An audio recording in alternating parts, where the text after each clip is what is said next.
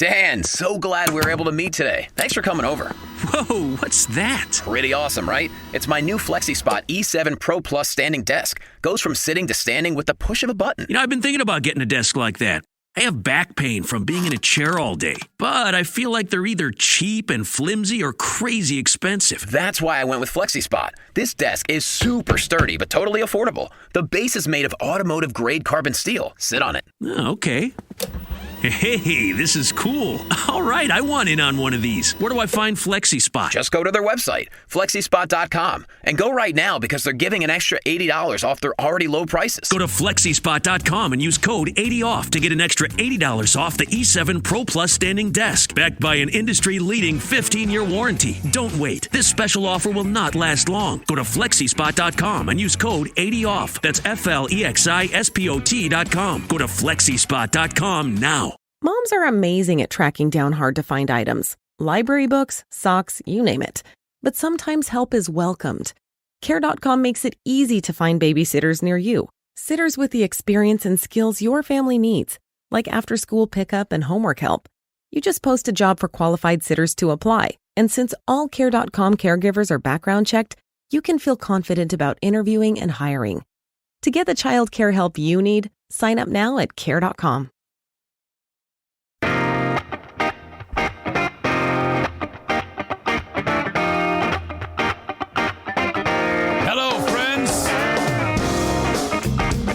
Welcome back to another edition of the Eric Zane Show on Compound. I am Eric Zane with my Penn State sexual predator hoodie on.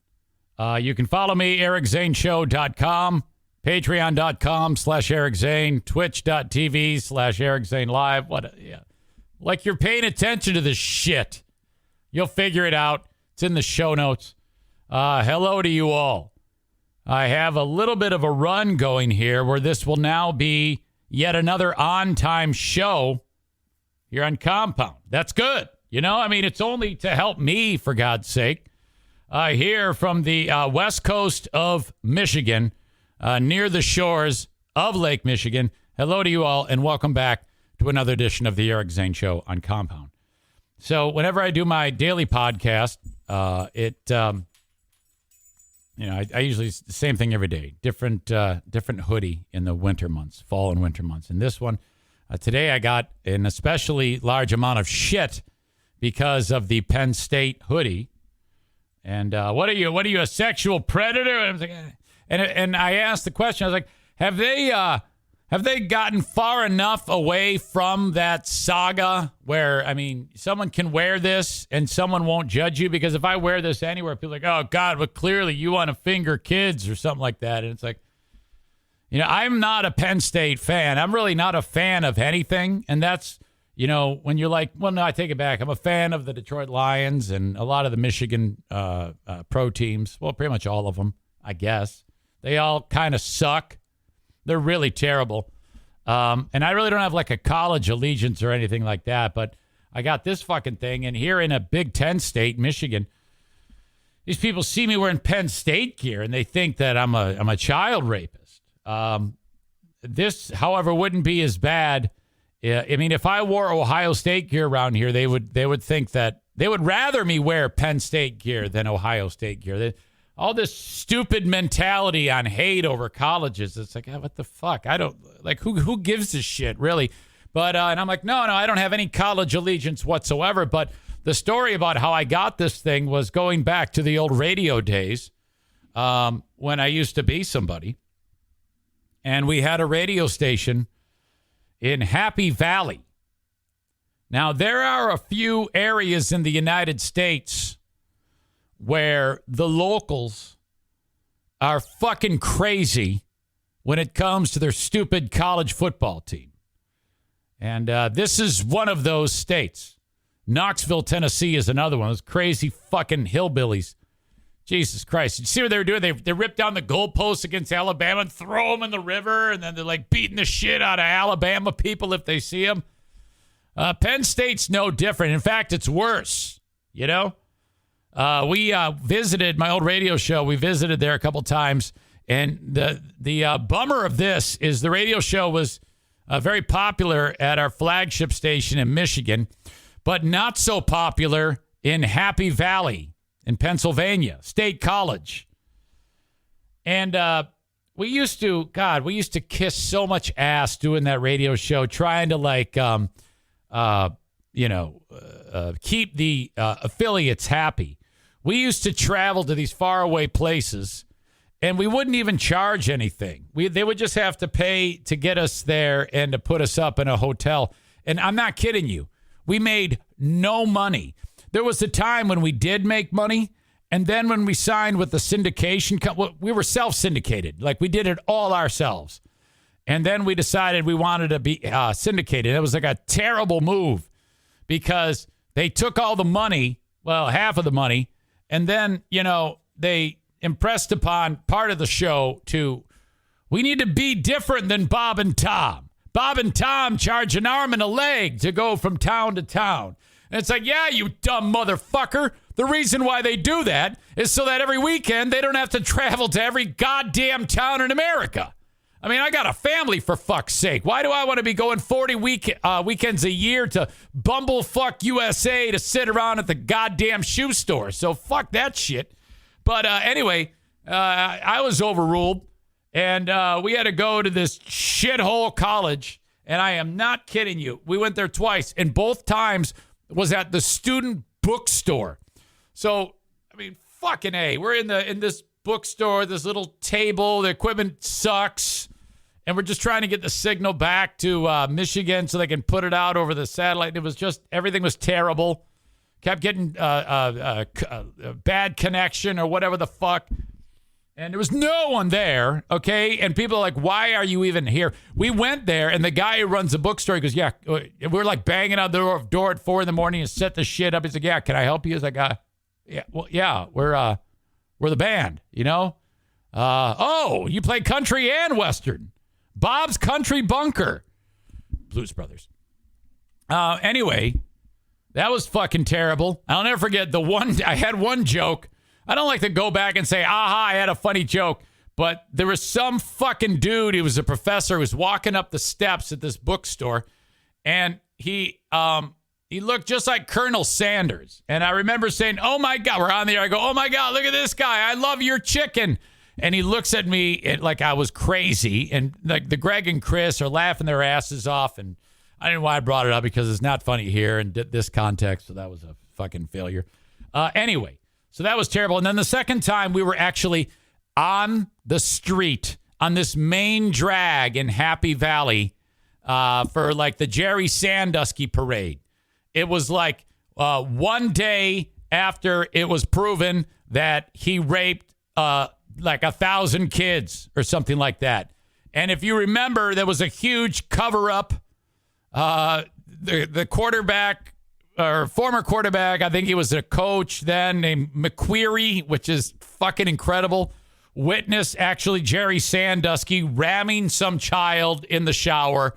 And he, instead of calling the cops or beating the shit out of Sandusky, he went up to Paterno, who said, I don't know, maybe. And it was horrible. It was one of the worst, most public cases of child abuse in the world. But these sick fucks at Happy Valley, they don't care about that. And they're like, yeah, we love Jerry, but we're gonna have you broadcast at the We Love Jerry parade. And we had to carry signs that say, I love Jerry Sandusky. And we had Jerry Sandusky fatheads. And those people don't care. All right. They don't care about any of that shit. When the Paterno statue had to come down, they like held vigils. Crazy. College football fans are the absolute worst. All right. I just started a new segment on my Patreon that I'd like to tell you about. And this is less about promoting my Patreon, more for you to hear what might be one of the most ridiculous things you're ever going to hear. And I say that with no hyperbole. As you all are familiar with Jocktober and who are these podcasts? Well, I came up with all of these. They're called air checks. When you're in radio, you show up for your shift and you bring your cassette tape and you pop it in and You press record, and then every time you turn the mic on, it starts to record what the fuck is happening at the radio station. So this is one of about 50 boxes of air checks. Now, this goes back to, as you remember, the Attitude Era of radio. Yeah. Now, if anyone has ever done a puker voice like that, what you're about to hear will make that seem like nothing, because this is just insane, and it's all me. So what I did was I got all of these cassette tapes of myself, and I sat down with my former radio partner, Ben Glaze, and we have just started to put onto Patreon a segment, and I've only had one episode of it, but we're going to post it weekly. Who are these Zanes? So it's just Ben and I ripping me a new asshole. And so every show is that from different eras in my career. And in this particular one, this tape that I'm going to play some of it for you right now is taken from, and I even have the date, October 1st, 1993. And it's not written on the tape. I know the date is October 1st, 1993, because in this material, I'm making a huge deal about how my favorite basketball team, I guess at the time, the Detroit Pistons, had traded Dennis Rodman to the San Antonio Spurs. Okay, so October of 1993, I had just turned 23. I at this radio station in a community of Midland, Michigan. It's a rock station in a mobile home trailer. Right now, I am speaking to you. I am announcing and hosting. I mean, I don't walk around my house and speak exactly like I am right now. It's not like I go, honey, I would like, I'm obviously doing a show. You can tell that. But I'm not puking. I don't know how I got to this point, and I don't remember anyone ever telling me to stop it. I don't know how I ever did stop it. It's a goddamn mystery. So without further ado, audio check. This is the material that I covered on my first edition of Who Are These Zanes? Mobile home of rock and roll, Z93. Little Ted for all you bow hunters out there. A little stranglehold for you. Hey, just got the word off of the wire, hot and fresh. Dennis Rodman is out of here. Yes, indeed. He was traded to San Antonio Spurs for Sean Elliott. Hey, I don't care if it was a good trade or not. As long as the human vulture is gone, things are good in Motown. Loving that, loving this. White Zombie on the Z. Goodbye, Dennis. Goodbye, Dennis. I love Bubble Hubble Rock and Roll Z93. I mean, it's that bad. Referencing where I got the story, The Wire. That's one thing. No one really knows what that is now. It's a machine that spits out teletype of the news, Picture the film Good Morning Vietnam when Cronauer goes in and rips the stories off. That's The Wire.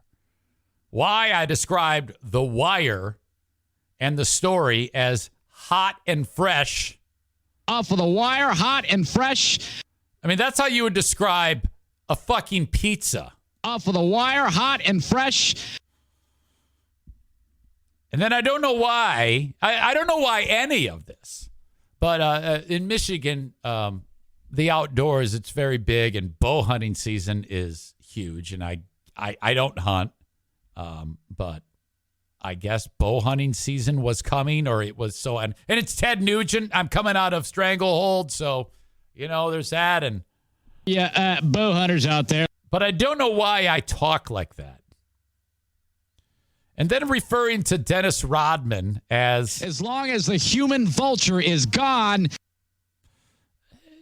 I've never referred to him as the human vulture, and no one has referred to him as the human vulture. Yeah, that is very, very strange. Okay, this is the second talk set of the show. Now, pay attention here, because when the music is playing, that's the time for people to call in. And then they call in, and this is the 7 to midnight, Friday night. Hey, let's party, play some music, play some attitude rock, whatever. And this guy calls in, and all he wants to do is hear a song, and he asks, who is this? Now, did I say Eric Zane? No. Instead, I pulled an old reference that no one knows or cares about. Z93. Z93. Hey, who's this? This is Uncle Fester, man. All right. Hey, how you doing, Pretty man? good. This is Eric. What's up? Hey, Eric, this is JD, man. I'm up here in West Branch. Oh, really? Yeah, you know me, man. Yeah. Big peckers, Okay. you know. Yeah, big. You may have heard that guy go, ugh. You just heard Cecil. I did a character voice. So I would sit there and talk to the guy and record the phone call. And then when I play it back on the air, I would go up to the mic and go, hey, have a conversation with myself. And then when the tape would end, I would actually speak in my normal pukey voice and then interact with the character. So, that's right. We're going to play a song for you. That's right, poor boy. Hey, honey, how are you? I'm recording a show. You get a package. I did. My wife, ladies and gentlemen. This is for Compound Media. Oh, hello, Compound This is Media. Anthony Cumia's. I apologize. That's okay. Okay, that's my charger that I need. Thank you. Okay. I gotta take a nap because I had to work. Okay. And I'm still sick. Okay, got to work. Still sick. Thank you. Did you get my text message? Your text message. My wife is Diana, by the way. We've been married for 30 years and been together. Oh, no. Been together for 32 years? 33. Do you want me to share that information? No. Have you resolved the issue? And you just walked over here?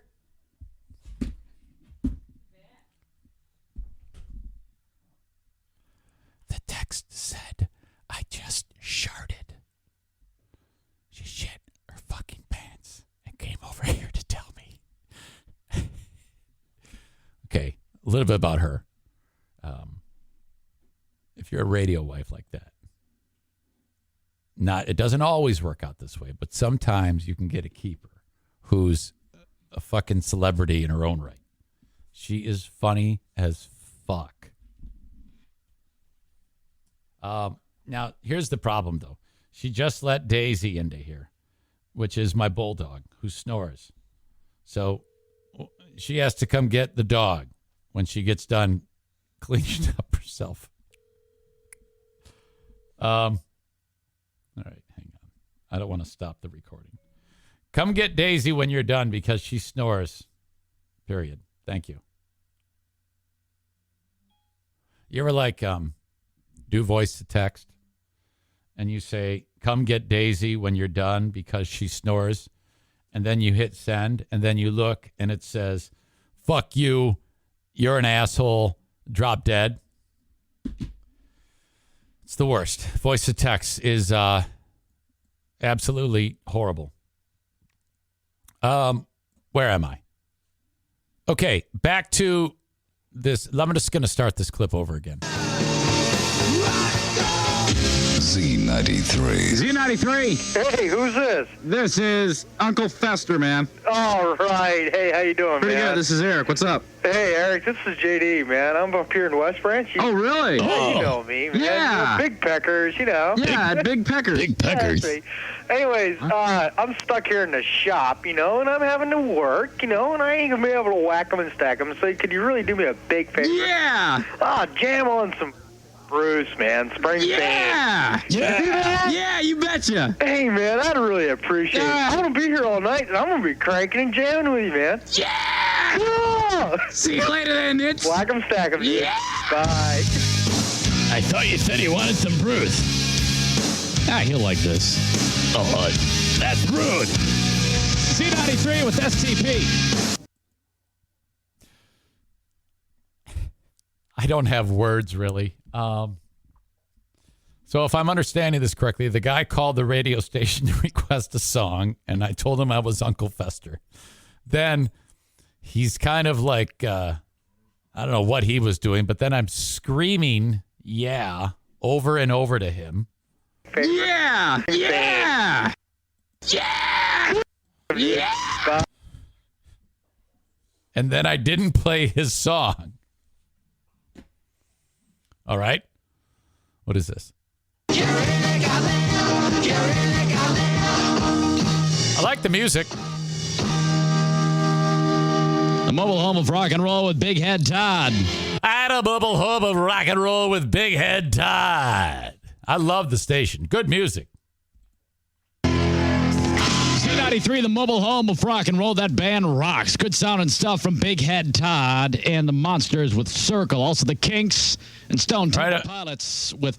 I'm a little calmer here. I'm not as hyper. I think I go back to another big Dennis Rodman update. Plush from the Core CD. How you doing, folks? My name's Eric Zane, and if you haven't heard the big news tonight, I'm pumped about it because it was like a cesspool, just getting bigger and bigger in the Pistons camp. Dennis Rodman out the So he's the human vulture, and he's a cesspool. door, traded. He's headed to San Antonio.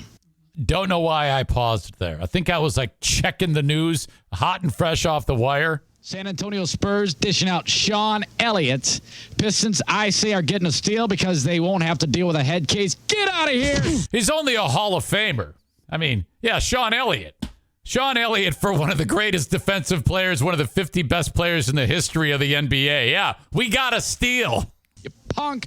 Hey, we won't have to deal with his gigantic ears and his nose anymore. What do you say? Hey, remember that? Yeah, there you go. Throw out some racist jokes. That thief tutorial I did? That was a couple months ago. About 4 months ago. Well, I've dug into the archives, poor boy, and we're going to play that thief tutorial about Dennis Rodman coming up in the next hour. I did some searching. You know, I am a team player. Well, that's good to hear, man. I'm in a great mood because of this. Pistons getting Sean Elliott and getting rid of Dennis Rodman. 30 minutes. Check that. We got an hour's worth of nonstop rock coming to you. Okay.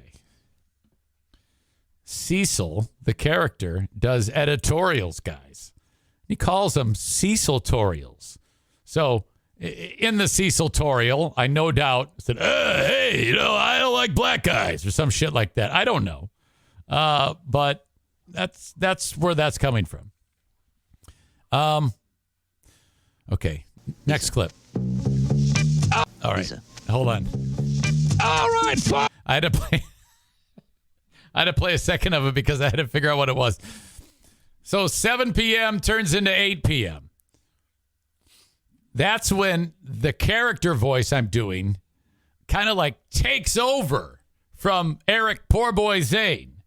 And I open up the doors for what I would call a Mad Dog Friday night.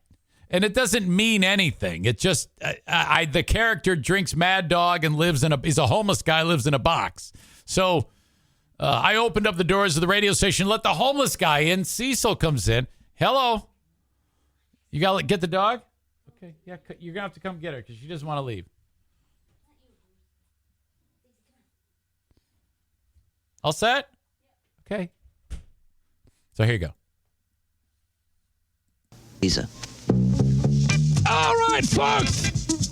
WKQZ Midland, and it's a Mad Dog Friday night. Woohoo! Look at that blubber fly. Shut up. You're hanging out with Cecil with a Y. Okay, now that's a cart. It's a tape in a machine. I hit the fucking button like Weenie in the butt. That's what I did. I have to tell you, though, I'm not the star of the show. The poor boy Eric Zane, but I don't let him talk here. 695-5100. Give me your steamy, stinky, sexy Friday night tales, and we can discuss them. No, sorry. That's tomorrow night. I didn't mean that. V93, this band. I think I'm acting like I said something I wasn't supposed to, or I broke the radio rules or something. It's called Cry of Love. Check them out on the got started. V93.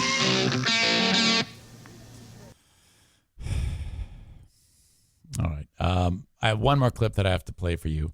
And I don't know why I do any of these things or did any of these things. 1993, so that's almost 30 years ago, right?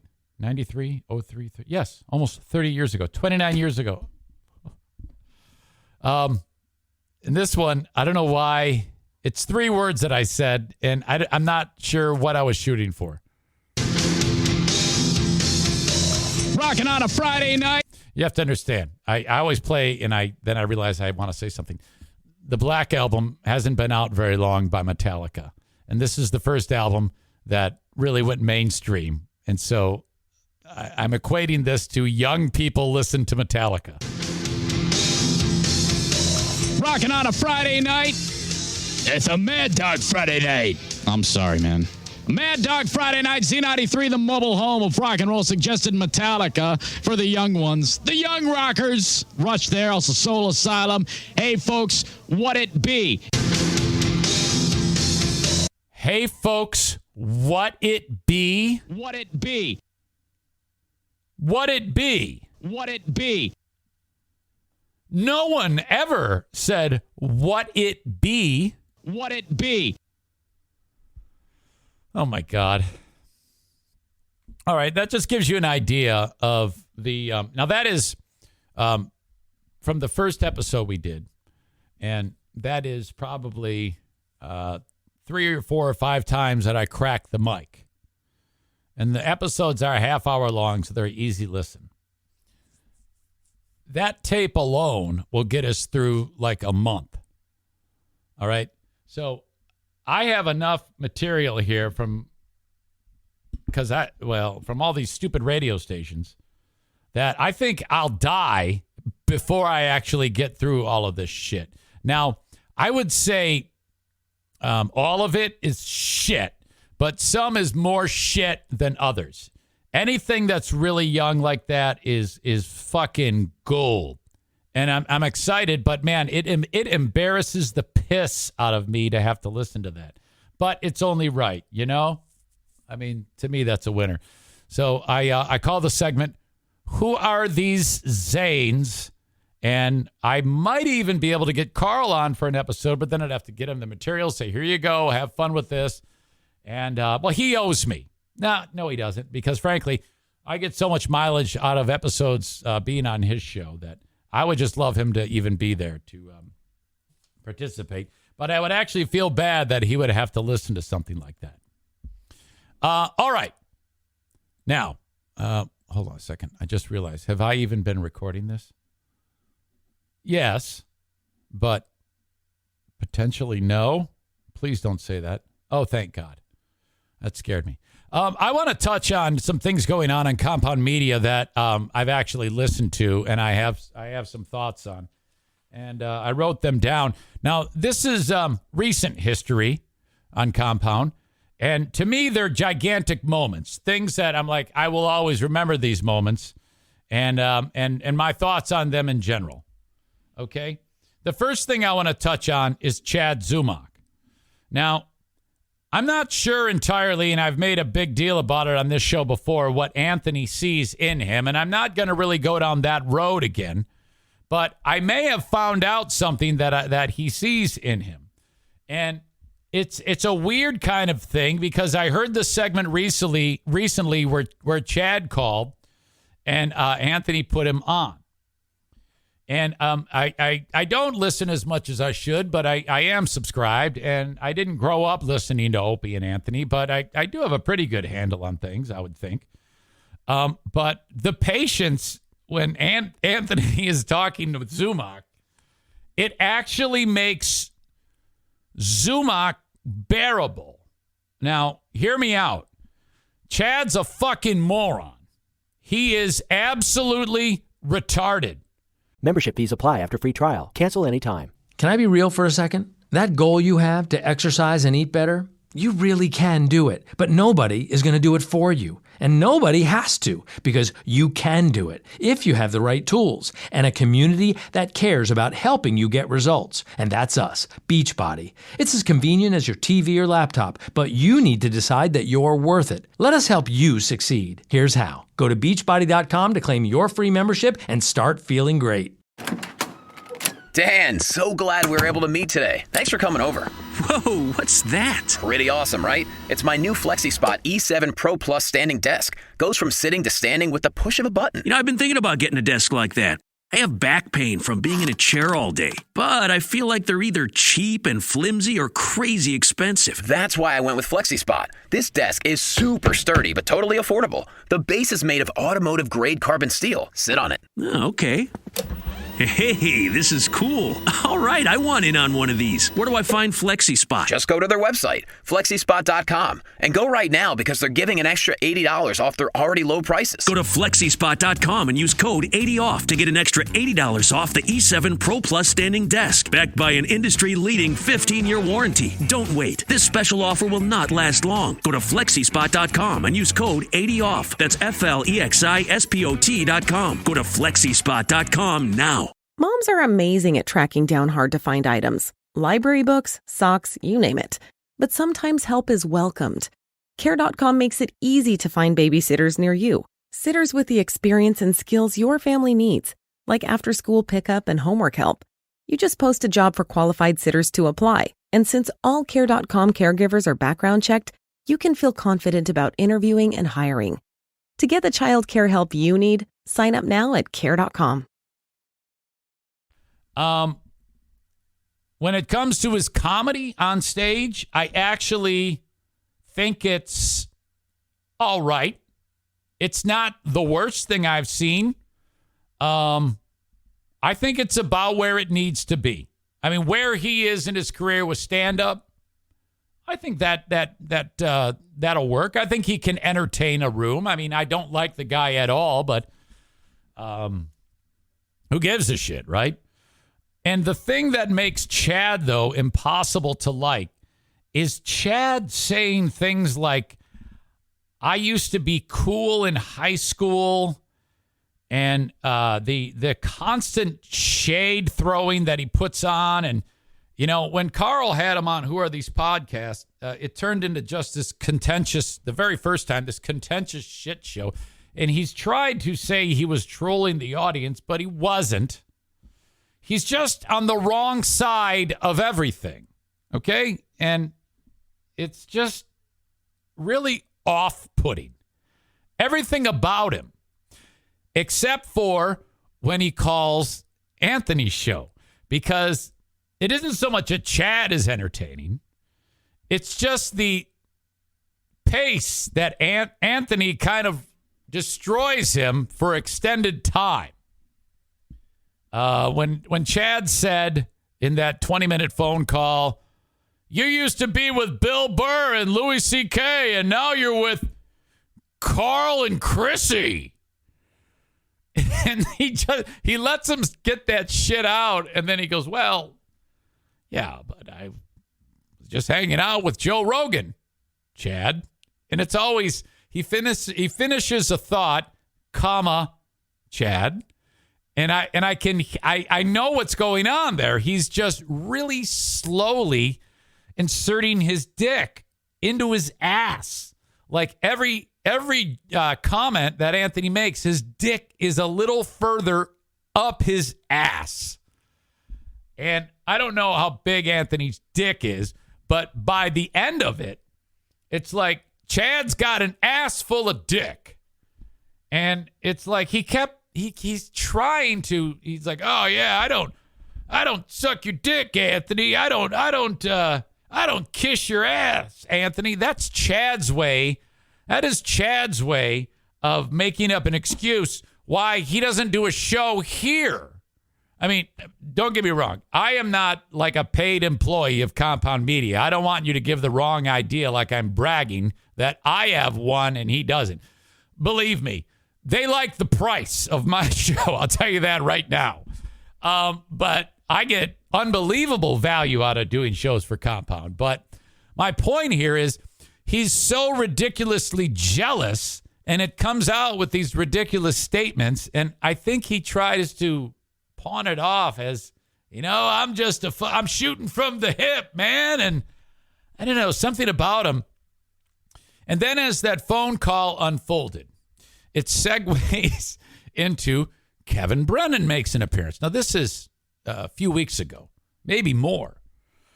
But I like to break these things down because this is what I felt when I watched and listened, and perhaps you did too.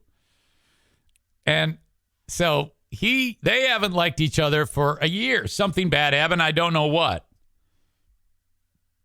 Kevin says, hey, and he says, oh, it's Chad?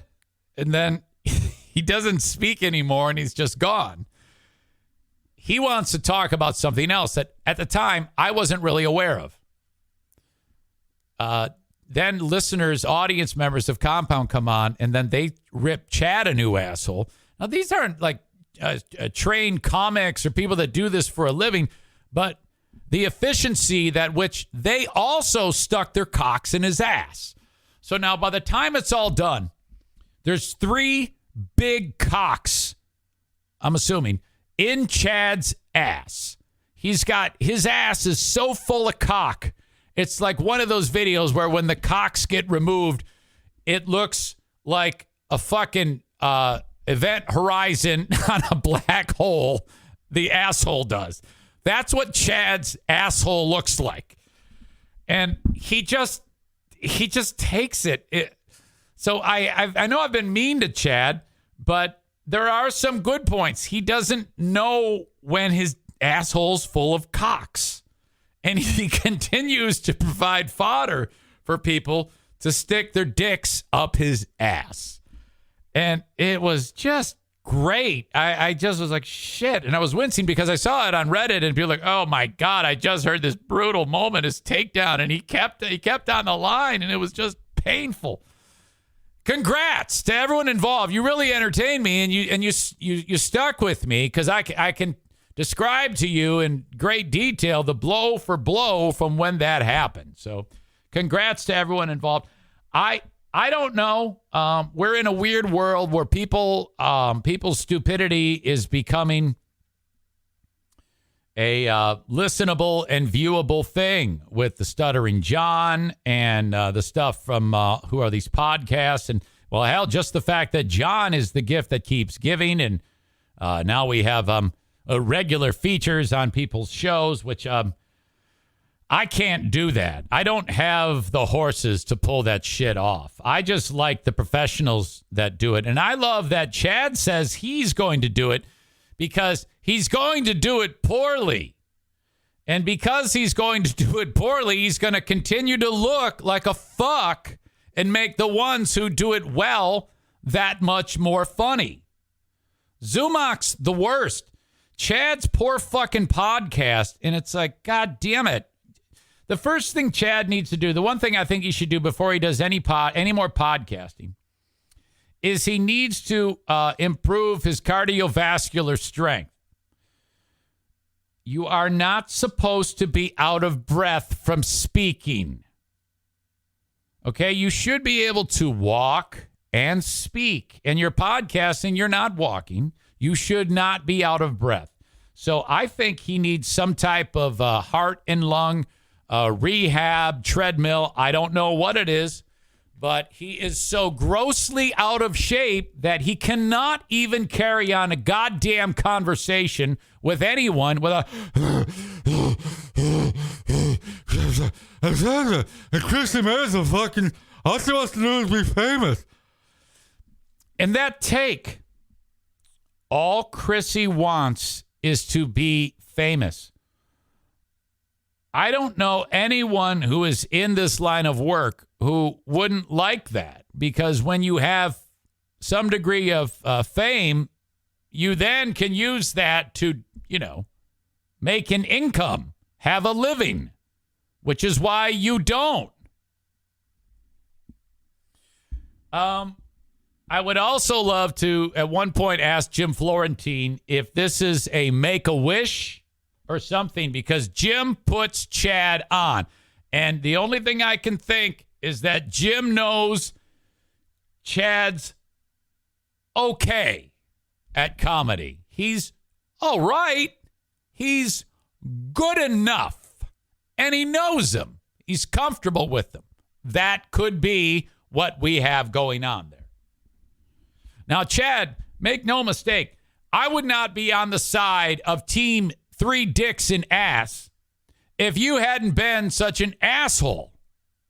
So that's why I always try to take advantage of any opportunity that I have to light Chad fucking Zumach up. All right, some more notes that I wrote. I heard the story about how Steve at Compound, what happened at the wedding. And I probably should save this for last, but I don't care. The genie's out of the bottle now. First of all, leading up to the moment on Anthony's show when the story became known, the idea that Compound shows leading up to Anthony's show were teasing it in a very vague way. And I didn't listen to Gino's show, and I didn't listen to Steve's show. I think Steve has a show, right? So I was not in the loop. I just started listening to the Compound show on that day. And what was a very entertaining story with the description of the wedding and playing the foosball, and there's, the usual elements of a storytelling vibe that always tend to work. Like, if the show ended with just the story of how much fun Gavin's wedding party was, which I guess the wedding had happened prior, and this was hey, here you go. Now, this is the big one where everybody gets together. That was a fine story to begin with. I thought it was told well. Anthony, whenever he's describing pot, always cracks me up because he's describing it as doobage.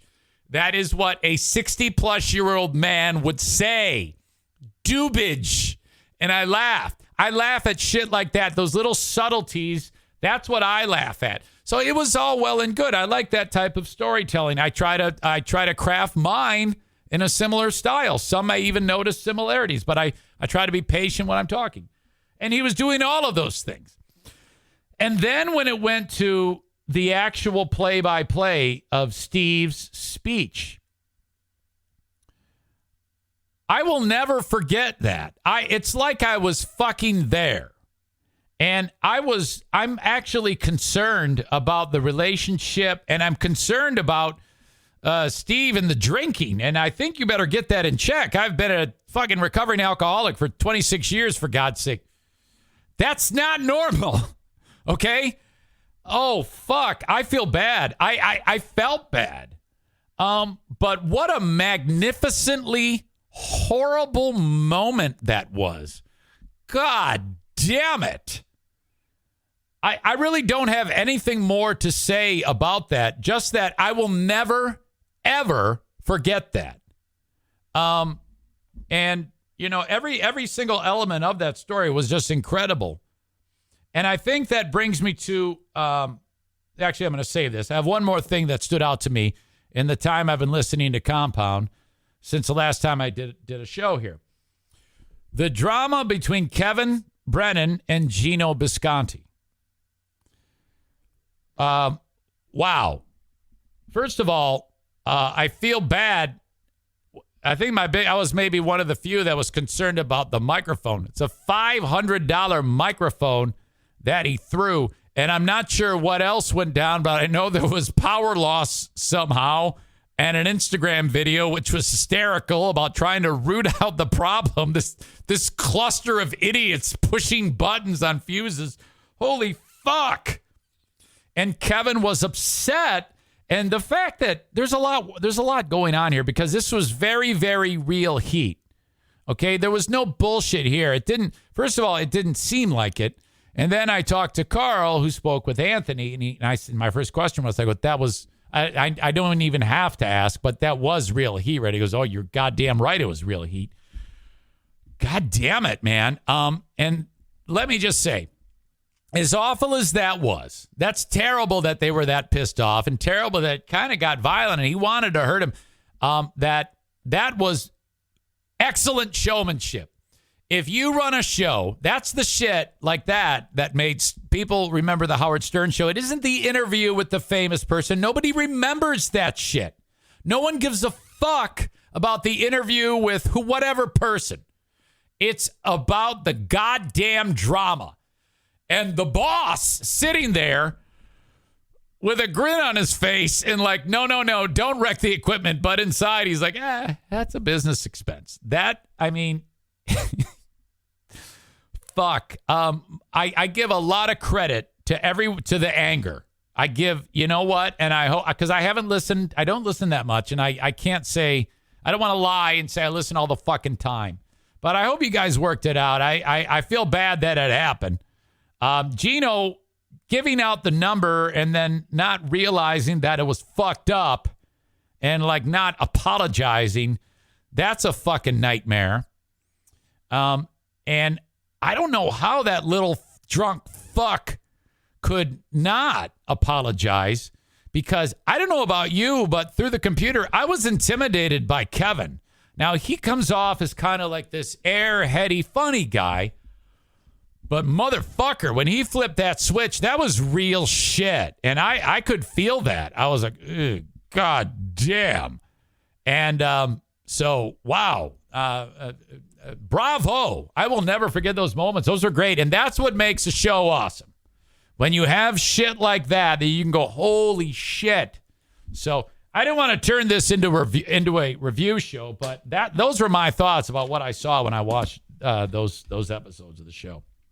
And again, it all comes back to this is that is why these types of shows that do that will always have an audience, because people will never forget those things. It's very real. It's all relationships, and that is absolutely fantastic. Okay.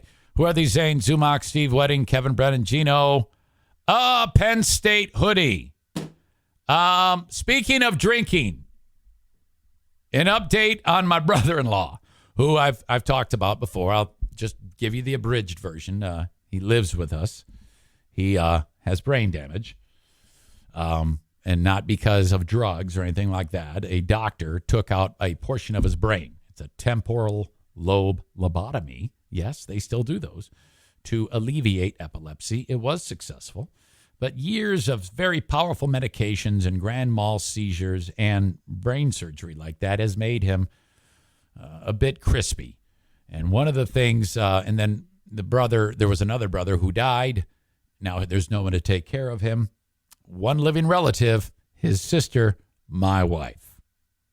That was a couple of years ago. We welcomed him.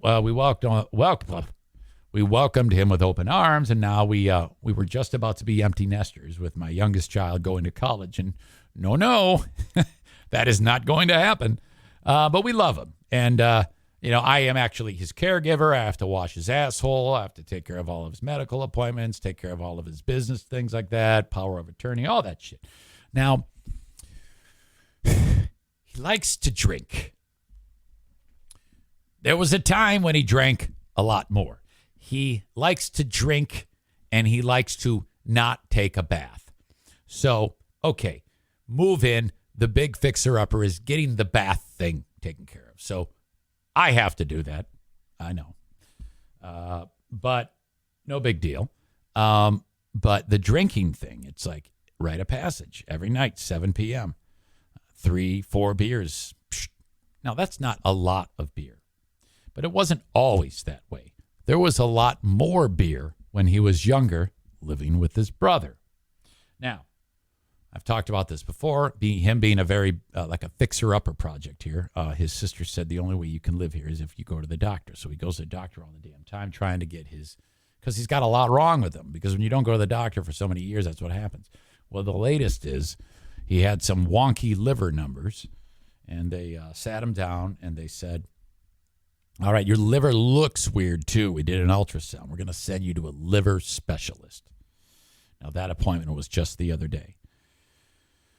Now, it appears he has, they didn't say on the ultrasound, but it looks, from what we're understanding, some type of, it could be a liver tumor, cancer, or it could be cirrhosis of the liver. Now, good news, he's not going to die. I'll just jump ahead to that part of the story. And so he's like, I'm not going to quit drinking. I'm not going to quit drinking. And now I want to say, you dumb motherfucker. Yes, you are. Because I don't want to, this bullshit. It's your sister's last living relative here. And, we want you to live.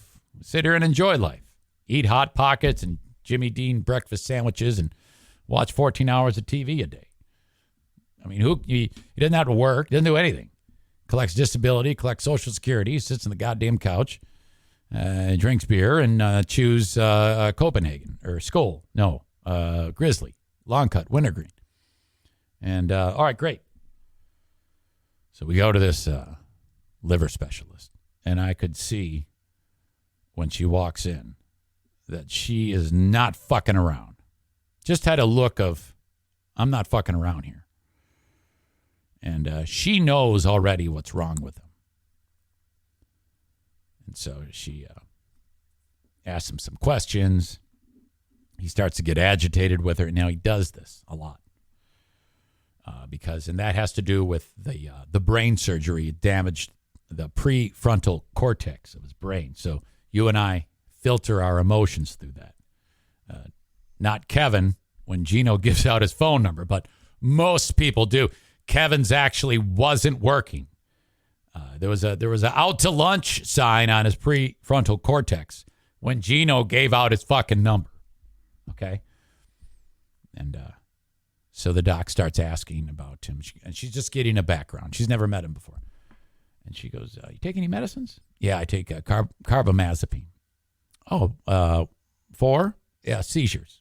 Oh, you have seizures? He goes, I don't have seizures anymore. And he starts getting like upset with her. I haven't had a seizure in 25 years.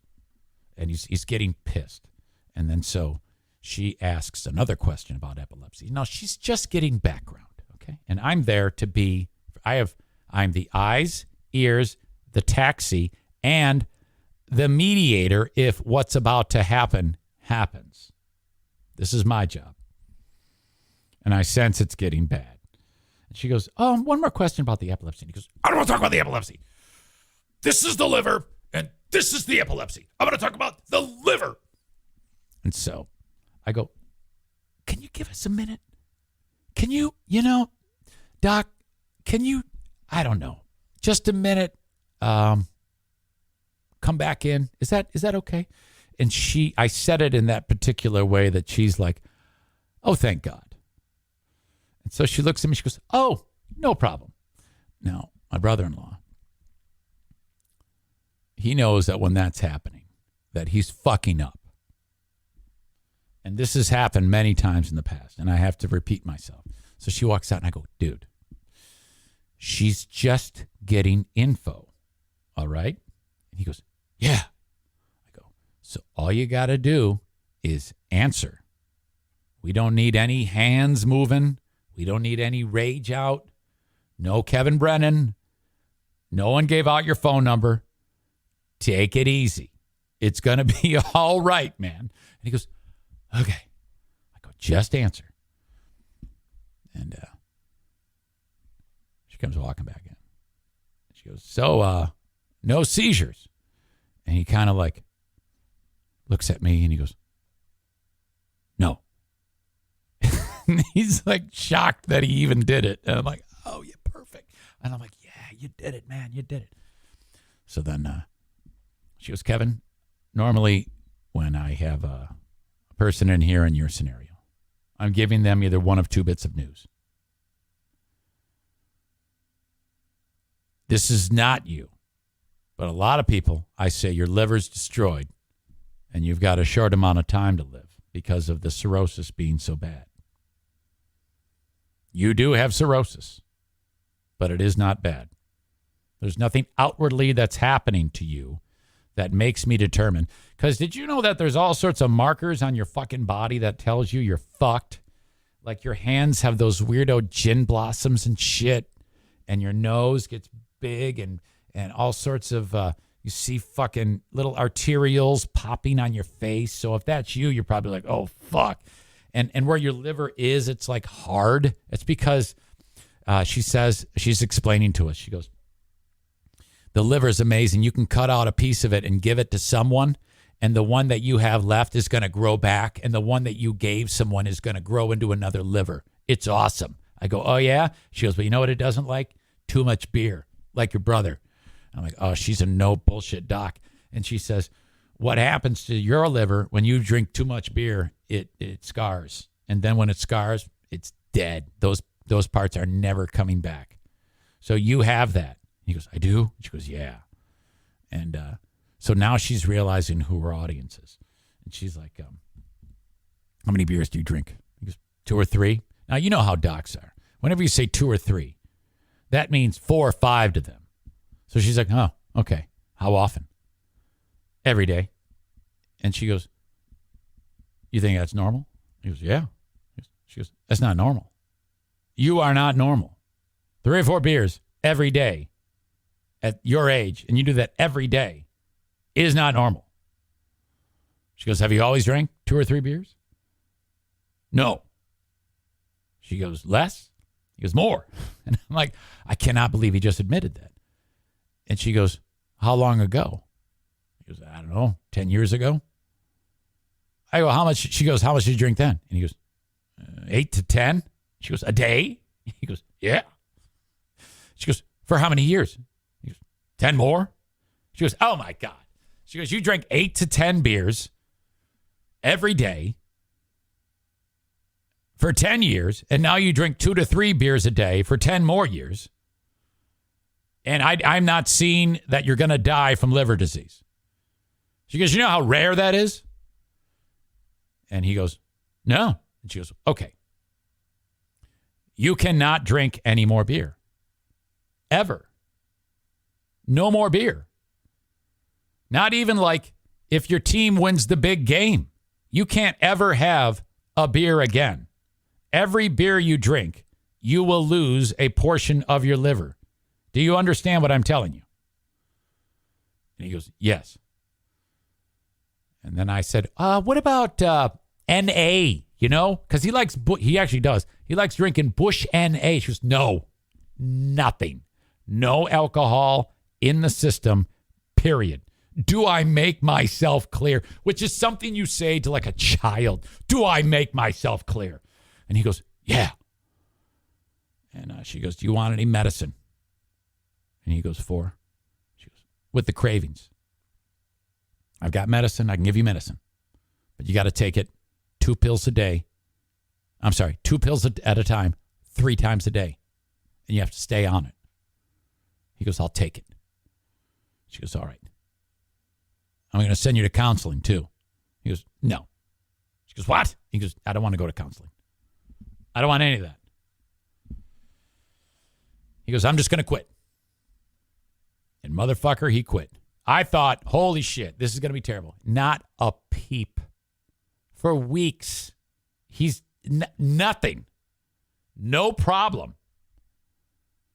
His dad did the same thing. This tells me that he's probably not an alcoholic, you know? I mean, I am. And when I had to quit, I was like white knuckling it. It was so terrible. I was like, oh, motherfuck, what am I going to do without beer? Oh, Jesus Christ, my life depends on this. I'm such a pussy. But not him, man. That motherfucker, he just shut it down. His dad did the same thing. And same thing with cigarettes, too. Even harder. My wife's dad, the crazy motherfucker, he would smoke like 3 packs a day. And then one day he said, I don't think I want to smoke anymore. He just stopped. How the fuck do you do that shit? Ladies and gentlemen, I'm out of time. I appreciate you as always. That is my time on Compound Media. Follow me, EricZaneShow.com. You can download my podcast, Eric Zane Show Podcast, wherever you download shows. You know, all the usual fucking spots, Apple Podcasts. I do it every day. I do my show every single day. Sometimes you can see me on the Twitch stream, twitch.tv/Eric Zane Live. Patreon, I'm there too. You can buy a stupid t-shirt on my website. Oh my God. And thanks for enjoying the show on Compound Media. Great hosts, wonderful people. All right, folks, till next time, thank you, and bye-bye.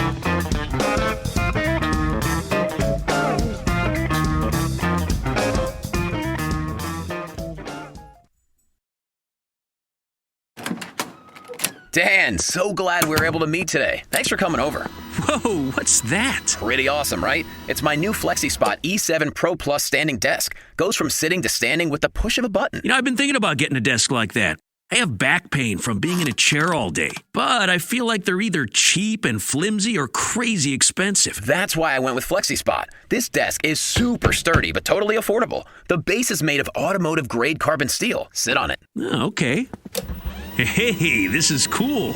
All right, I want in on one of these. Where do I find FlexiSpot? Just go to their website, flexispot.com, and go right now because they're giving an extra $80 off their already low prices. Go to FlexiSpot.com and use code 80OFF to get an extra $80 off the E7 Pro Plus standing desk, backed by an industry-leading 15-year warranty. Don't wait. This special offer will not last long. Go to FlexiSpot.com and use code 80OFF. That's FLEXISPOT.com. Go to FlexiSpot.com now.